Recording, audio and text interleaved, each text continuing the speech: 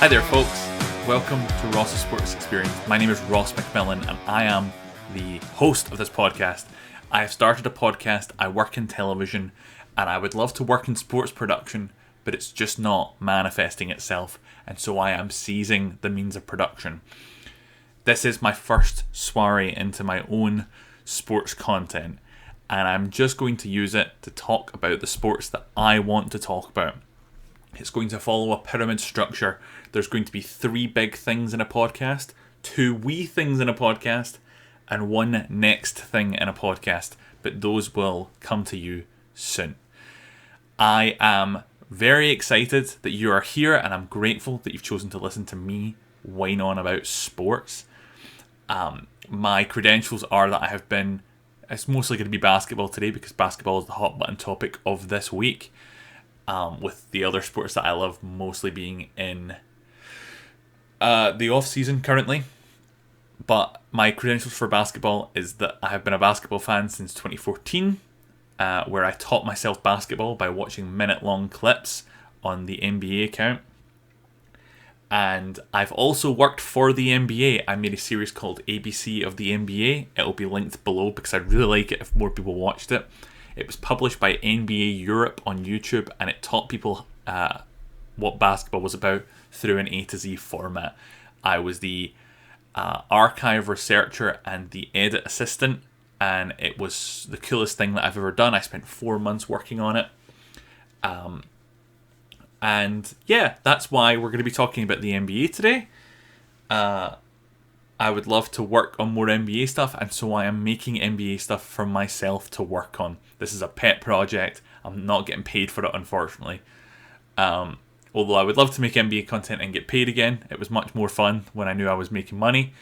Nevertheless, we are here. So we're going to start with our first big thing, which is Tyrese Haliburton. So, Tyrese Haliburton. Firstly, the disclaimer here is that living in the UK, I live in the central belt of Scotland. The games, if you're watching from America, firstly, welcome. Hi. The games that air for you guys at like 7 p.m, they air for me if you're an East Coast guy at like 1 a.m. If you're on the West Coast, it airs at like 4 a.m. So it's very, very hard to watch those West Coast games. But I have been making myself stay up through the night to watch East Coast games.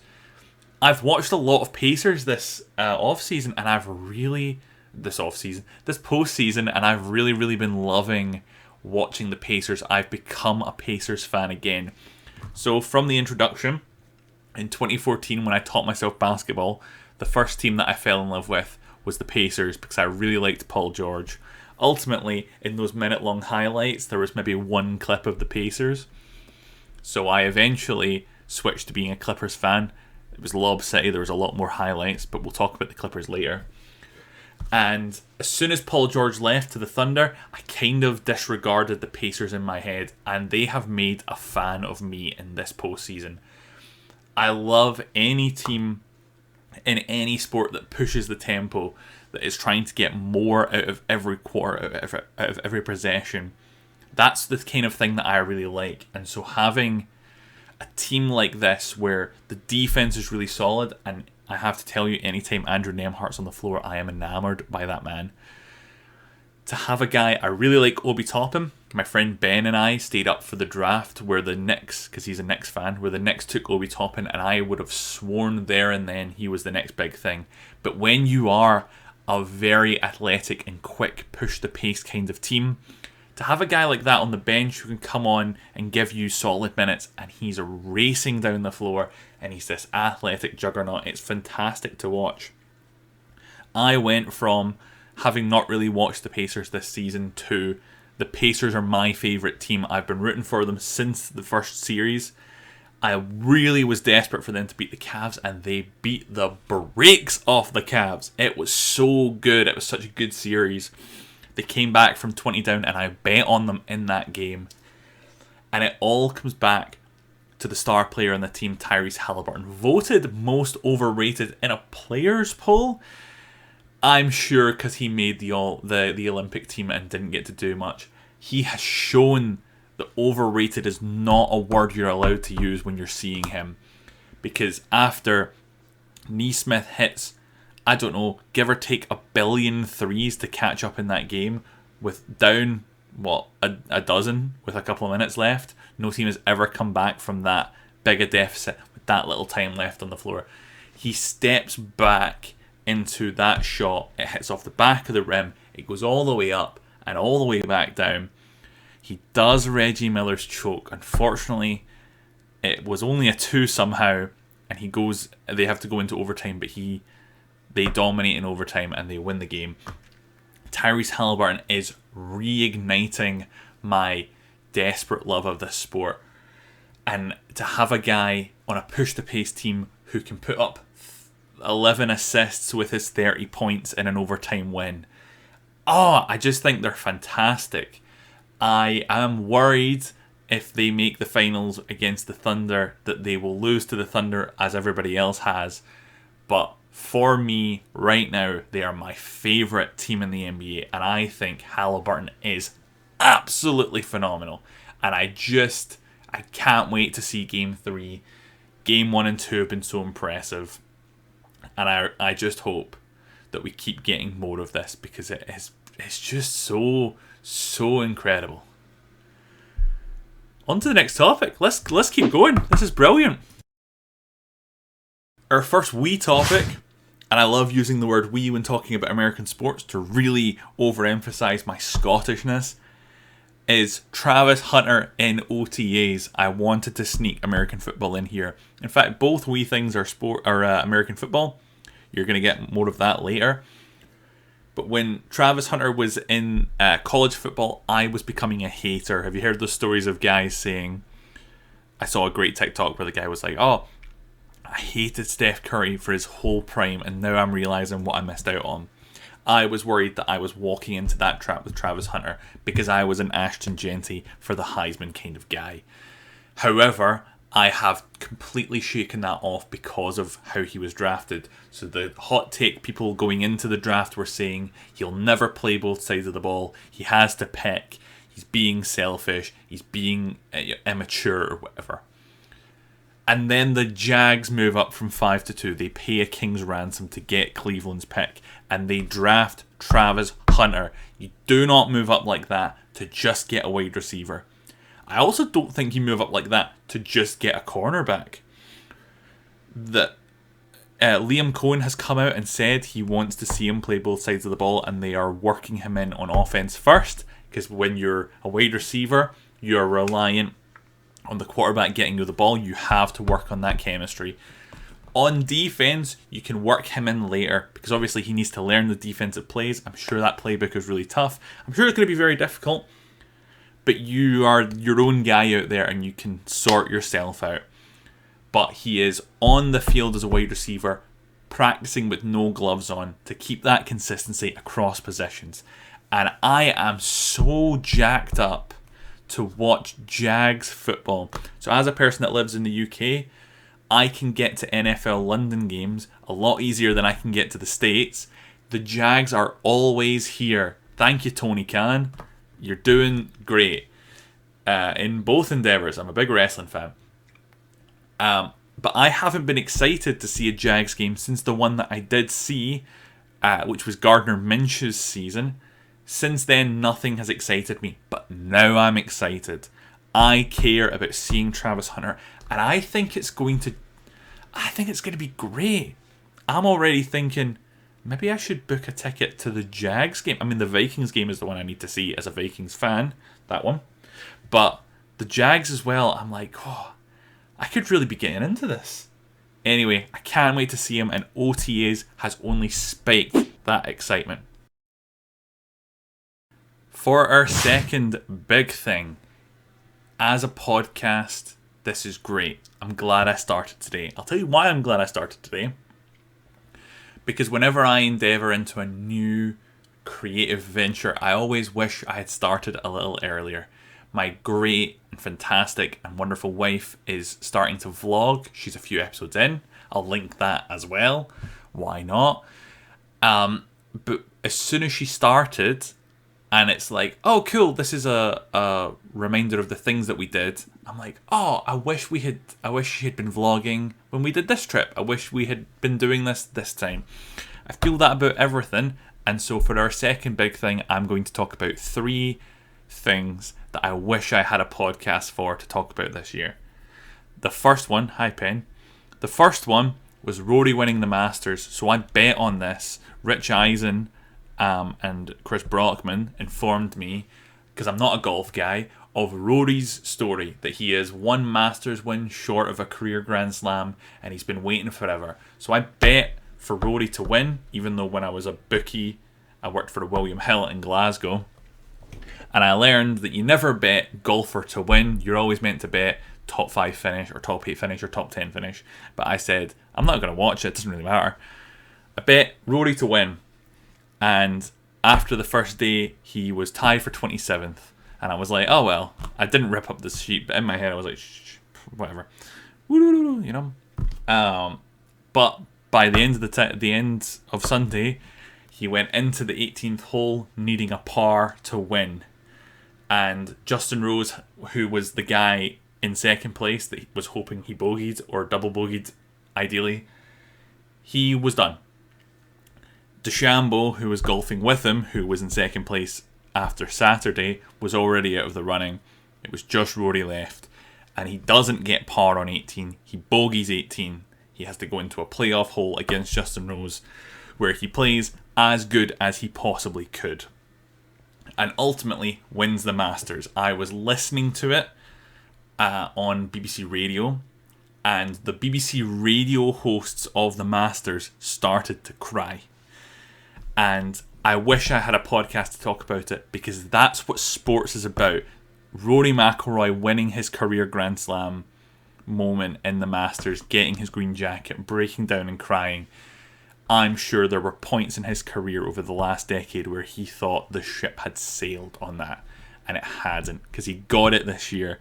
It was so cool to be a part of, and I wish I had been watching. I wish I had been making a podcast, when that happened, because I think it would have been a really cool week and a really cool thing to cover. The second of my 3 things is Luka to the Lakers. So I paid for a very expensive trip going back to being a TV employee. I had a few jobs that didn't pay me through the summer, which is not a nice part of the story. They all paid me though in the same week and a half's time span. So all of a sudden I went from being skint all summer to having tons of money. So I did what every smart person would do, and I saved that. That's a joke. I bought a holiday for me and my wife to go to LA that we couldn't really afford. I paid for the whole thing, because why not? We saw NLCS Game 6, Dodgers-Mets, that sent the Dodgers to the World Series. I was seated in the wall for the Clippers' first game in the Intuit Dome. And we saw the Lakers home opener, because it was on my bucket list to see LeBron James play. And I thought, see, even if I bought a ticket to the second game of the season, he could get hurt the first game. He could get hurt in the first game, and I wouldn't get to see him. So I took my friends in 2022 to see the Lakers, and he didn't play. And I decided this year, or in 2024, October 2024, that I was going to change that. And I did get to see him play, and it was fantastic. I also got to see, at the time, his running mate, who is no longer his running mate, Anthony Davis. So I listened to the Mind the Game podcast with LeBron James and now Steve Nash, where Steve Nash brought up that no team has ever made a blockbuster trade and competed that season. You always need an off season to get 2 superstars right with each other. And LeBron said, well, we're going to prove that wrong. And then he lost in the first round to the Timberwolves. That being said, it's the worst trade I've ever seen. Still to this day, even with Luka and LeBron losing in the first round, even with Anthony Davis being, even with the Mavericks getting the number 1 pick, and obviously it's going to be Cooper Flag, it's still the worst trade. If you have a superstar as impressive and as marketable as Luka Doncic, who means that much to the city that he plays in, and your issue is his fitness levels. Work with him to get him fitter. If he thinks he's fit enough and you don't, work with him to get to the level that you want him to be at. You do not trade him, especially not for an aging superstar in Anthony Davis, when the rest of your team is already aging. Because let's hypothetically say Anthony Davis and Kyrie and Klay Thompson are healthy next year. I still don't think that's a top 4 team in the West. I definitely do not pick them over the Thunder. I think you've got to consider the Rockets. I think a slightly revamped Nuggets from what we saw this year would be better than that Mavericks team. I would still pick LeBron and Luka next year over that team. Implying full health, I'd still not pick them. And I think the Spurs are going to surprise people. If the Clippers don't blow it up, I think they'll still be in consideration, although I don't think they're going to win the title next year either. I just don't think they're a top 4 team in the West. You're playing in a very difficult division, and I think it's a terrible trade. Mostly as well because Luka is marketable. So in the trip in 2022 where we went to the Lakers game where LeBron didn't play, they were mathematically eliminated, by the way. I don't blame him for not playing that one. We went to Dallas, we saw WrestleMania, and I bought a Luka Doncic jersey despite not seeing a Mavericks game. I didn't even see the Mavericks stadium because I never went to the SmackDown or the Raw that was that weekend. I saw a New Japan show on the Friday night instead, which was great. But I bought a Luka Doncic jersey because I had to, and I talked to a guy in the line getting into the stadium about Luka Doncic. He saw the jersey and he got so excited seeing my jersey that he had to talk to me about it. And I wore my jersey on night 2 of WrestleMania rather than any of the WrestleMania merchandise that I bought myself, because I was like, Luka Doncic is this cool. And the game that I saw, where I saw LeBron James and Anthony Davis was unbelievably spectacular in that game. He was a cut above the rest. In a game versus the Timberwolves where I saw Anthony Edwards, at no point did I think, man, I should buy myself an Anthony Davis jersey. What I actually thought on the drive home was, I wonder how many places are selling Bronny James Jr. jerseys in this city right now. Because I saw LeBron check in with his son for the first time, which is still very cool. Anthony Davis is not marketable like that. He wasn't marketable like that on the Pelicans. He's not marketable like that now. And I think it's a terrible deal. Even though they got the number 1 pick, even though they're going to have Cooper Flag, even if they're fully healthy, I still think it's terrible, and I wish I had a podcast to talk about it when it happened. And lastly, I am a Clippers fan. I've been a Clippers fan since 2015. I remember seeing the name Paul Pierce on paper, not realising how old and washed he was, and thinking a lineup of Chris Paul, JJ Redick, Paul Pierce, Blake Griffin and DeAndre Jordan was going to win the title. They ended up playing Luke Mbah-a-Moute at the 3 instead of old man Paul Pierce. But I've been a Clippers fan ever since then. I saw them lose to the Jazz in 7, and I cried.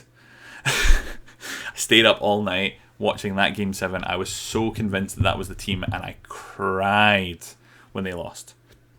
I believe they were injured throughout that series, but I believe Chris Paul maybe was only injured a little bit and would have been back for game 1 of round 2 if they just managed to get through Gordon Hayward and Rudy Gobert on the Utah Jazz, and they couldn't. I think Joe Johnson had a big game winner in that series, and it crushed me. Anyway, coming into this year, I saw the first game at the Intuit Dome. Kawhi didn't play. I have such a love-hate relationship with James Harden, and on the night that I was there, I was not enjoying watching him. But coming into this playoffs, they were fully healthy. They were hitting on all cylinders. I was hearing every week on Bill Simmons that they're like the second best net defensive team, and they're doing this and they're doing that. And I was like, oh my god, amazing. And then they lost in the first round. James Harden was bad in another last game of a series. Kawhi Leonard was human. I can't blame him. Norm Powell looks amazing. Ivica Zubac is gifted. But ultimately, they were not good enough to get past the Nuggets. And the Nuggets looked great. they took the Thunder to 7, but they weren't the best team. They weren't better than the team that wasn't better than the team I think is going to win. They're way down the pecking order in the West. Kawhi Leonard is $50 million a year for the next 2 years. I believe James Harden has a player option next year. Like not starting in October, but starting a year from now in October. I don't think this team can go any further. Why? Because they were fully healthy this year and they weren't able to overcome the first round. So I don't know how you blow this up. Kawhi's in his 30s, Harden's in his 30s. Harden had another playoff collapse. I think Harden's on 34 and Kawhi's on 50, and I don't know how you win when those guys are the two top players on your team. So I would love to see them move some of these guys, but additionally, it's just not going to work out like this. And I was distraught when they lost, and I wish I had a podcast to have talked about how upset I was. Similarly, I loved seeing Bill Simmons collapse about Boston losing to the Knicks. I wish I could have done the same for you guys with me and the Clippers. The second wee thing is that I went to an NFL London game in 2018. It was my first NFL London experience. I saw Phillip Rivers and the Chargers take on Marcus Mariota's Tennessee Titans. Why am I telling you this story? Because I was really excited, firstly, to see Melvin Gordon, who I had in fantasy football, but he was hurt, and so I had to sit through Austin Eckler. I was wrong. Austin Eckler was better. But I had a similar story with the other side of the football, which was that Dion Lewis was the star running back for that year's Titans. And I wanted to see Dion Lewis. And every time they let the other guy take a snap, I was raging. I was like, give me more Dion Lewis. Stop showing me this Derrick Henry guy. The next year, he blows up. He's the best. He's King Henry. The reason why I'm telling you this story right now is that the second wee thing is that Derrick Henry signed a 2-year, $30 million extension with the Baltimore Ravens. I am elated because the entire narrative around don't pay your running backs always upset me. As a fan of football, I'm a fan of the running game. And what Saquon has done over the last few years, and what Christian McCaffrey has been able to do when he's healthy, and what Derrick Henry did for the Ravens has re-solidified why you pay the good running backs. Yes, you can get 60% of Derrick Henry out of a 6th round pick, but it's the additional 40% that makes Derrick Henry, that makes you elite. Saquon Barkley's doing the same thing. It's brilliant. And the narrative that you don't pay aging running backs has been shattered by Derrick Henry, who is 31 now and has been given a 2-year extension. It's $25 million fully guaranteed, which means it is a real 2-year deal. And it's great because he's going to be on this Ravens team. I like watching him on this Ravens team. I'm going to get 2 more years of watching him on this Ravens team, which is amazing. But additionally, the idea of a running back after 27 or a running back after 28 you don't trust, it's completely out the window when you talk about a guy as talented and as age-defining as Derrick Henry. The age really does not matter in the same way that it matters to other running backs. I'm just really happy for him. This is a segment to say I'm really happy for him, and I can't wait to watch him crush it as a Baltimore Raven for the next 2 years. Good on you, Derrick. And the last of our big things, speaking of the Clippers blowing it one more time, which was the end of our last big thing, is our new MVP. He was the biggest picture in the opening graphic and on the thumbnail, so you should have known we were coming to him eventually. But it's Shai Gilgeous-Alexander, who I'm very glad is MVP. I don't remember an MVP race this contentious since Harden and Westbrook in 2018, which is ironic because Harden was the last guard to win, but the year that it was contentious was the year that Westbrook won it. But then Harden wins the next year, and that was the last time a guard won, and I think that was 2019. So it's been a while for the guards. Gilgeous-Alexander breaks that theme. I think if it had been Jokic, I would have been happy. I was pretty happy either way, if I'm being real with you.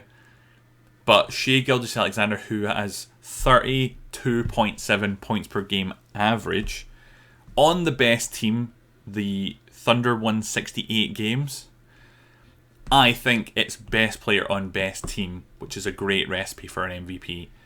And I think he has really made that team. Obviously, it's a super deep team, and I think it's a really scary team because I'm watching this playoffs, and I think they're the best team. And additionally, over the next 6 years, the Oklahoma City Thunder have 13 first-round picks coming to them, which either means this offseason they're going to make a big splash and chuck a couple of guys and a lot of those picks away for like a Giannis Antetokounmpo, which will be its own brand of exciting, or they are going to be a production factory where they move like a tertiary piece of this juggernaut team for a couple of firsts, and they keep adding to the stockpile, and they keep replacing that talent with other talent. I think they're fantastic. My SGA story and the thing that I want to talk about, because I think Bill Simmons, I heard say, this idea that this SGA season has been more efficient than any Kobe Bryant season. I'm not going to speak on that because I didn't watch enough of his regular season. But what I do like is that he is a nice guy. I do not like superstars that are mean. And it's like, it's okay that he's mean because he's the best. I'm like, you can be the best, like Shai is right now, and also just seemingly be like quite a nice guy. That he understands when to make his teammates better, and he understands when to take over and say, I need to score now if we want to win, and then they just take off. It happened Game 7 versus the Nuggets, that it was lockstep, and then all of a sudden it's like, he scores, he scores, Caruso steals the ball and scores, he scores, it's now a 12-point game, and it's over. I think he's fantastic. The story that I want to tell, though, is that I went to Orlando with my family in 2018. I was 20 and a half years old, so when I went to the NBC bar at the Universal Orlando shopping bit, I could not drink. I had to drink Coca-Cola all night, despite the fact that back home at college I was going on Ragers every week. Not every week, but when I went out I would drink heavily. I was not allowed to drink because I was in America and it's 21. So I sat at the bar and I drank Cokes all night. And I wore all my Clippers gear. I had the hat on and I had my little jersey on. And I was talking to the bartender. He was very lovely. And this is the draft where Ayton goes 1, Doncic goes 3, and is traded with Trae Young, who goes 5th. After these picks that we're going to talk about, Michael Porter goes 15th. There's quite a few players that go that are pretty solid role players, but most notably Jalen Brunson is an early second round pick.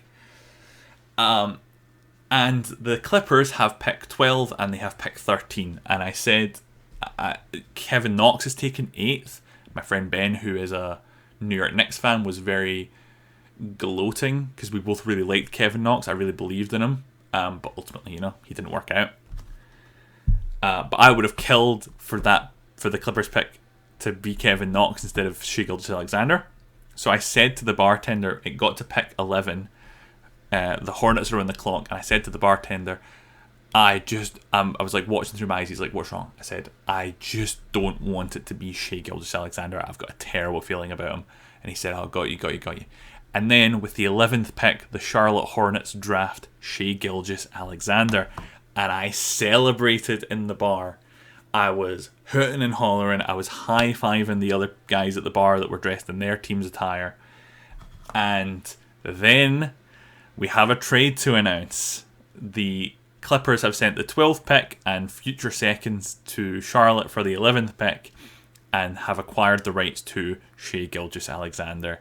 And I went, no! in the bar like I was Anakin Skywalker becoming Darth Vader. I hated it at the time. And then we used the 13th pick on Jerome Robinson, who didn't become anything. And I was like, at least I've got Jerome Robinson to root for. Fast forward, Shai's still on the Clippers, and I buy the Clippers City Edition jersey. It was dark blue with the red, and the LA logo was like whoosh.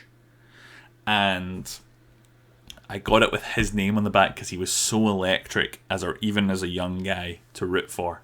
And then you trade for essentially Kawhi and Paul George, but you trade with the Thunder. The Clippers acquire Paul George. We give away, I think, 4 firsts. It may have been 4 firsts and a swap, or 4 firsts and you get the better of the 5th one. And we get Paul George, and then Kawhi signs as a free agent. In hindsight, I think you still do that trade. I respect that sort of process over results kind of thinking. That if I heard that we had that option and all we had to give up was a few firsts and Shai Gilgeous-Alexander, I would have said to do it. Like, at the time, I was really excited. But ultimately, that Kawhi and Paul George team never manifest as the title contender that they're meant to be. They never even make the finals. And now, the Thunder are massively strong and they have the MVP. But I think he's a great MVP. I think he's well worth it, and I cannot wait to see what they do in the rest of this Western Conference final, but additionally in the finals, which I'm assuming they'll make. So for the next week, I'm very excited to see. I hope it comes to fruition by the end of this week, but maybe it won't now that I'm thinking about it. I'm trying to do the math in my head, but it's who will make the finals in the NBA. So the Thunder are up 2-1 on the Wolves, and the Wolves just had their comeback game, so I'm assuming the next game goes to the Thunder because they'll have learned from their mistakes. And the Pacers are up 2-0 against the Knicks. So I assume we're getting Pacers-Thunder, which is a fantastic series because the Pacers want to push the pace, and you have that like stoic Thunder defense that loves to capitalize off mistakes you make when you're rushing. That is a little bit unstoppable object, immovable force. I think that would be a great series. If the Knicks come back down 0-2 to make the finals, they might have to annex Manhattan. They might have to just close it off and treat it like the Purge, because the Knicks fans will burn everything to the ground. However, I would love to see more of this Knicks team. I think Jalen Brunson's great, and I've been having a lot of fun with the Knicks games that I've seen this year.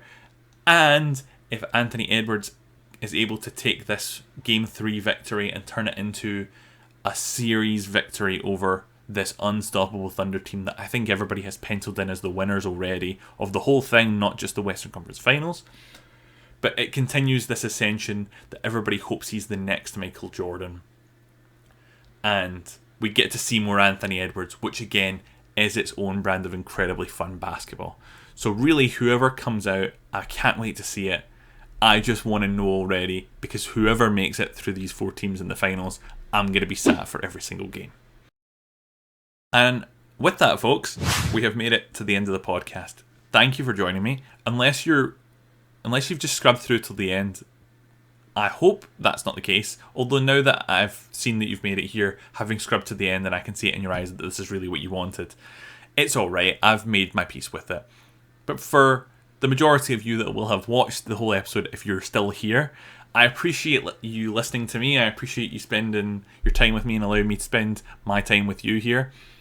Or you giving me your time. I feel like I phrased that really weird, but I'm not re-recording this bit. It's fine. I've had a blast. I can't wait for next week. Hopefully I make one next week. If you have any thoughts about any of the topics from today, I'd love to actually have a conversation. This is not an engagement farming thing like, oh, leave a comment down below. I actually do care about what you think about the subjects that we've covered, because everything I picked is something that I'm actively excited to talk about. But if you do want to leave a comment and you want an actual prompt, I would like to know who you want to see make it through to the finals. And why? Tell me why. Don't just be like, Knicks, Wolves, lol. Tell me what it is about that really excites you. Anyway, thank you so much for watching. I've appreciated your time. I hope that you've appreciated this video and enjoyed yourself. Thank you very much. Cheers.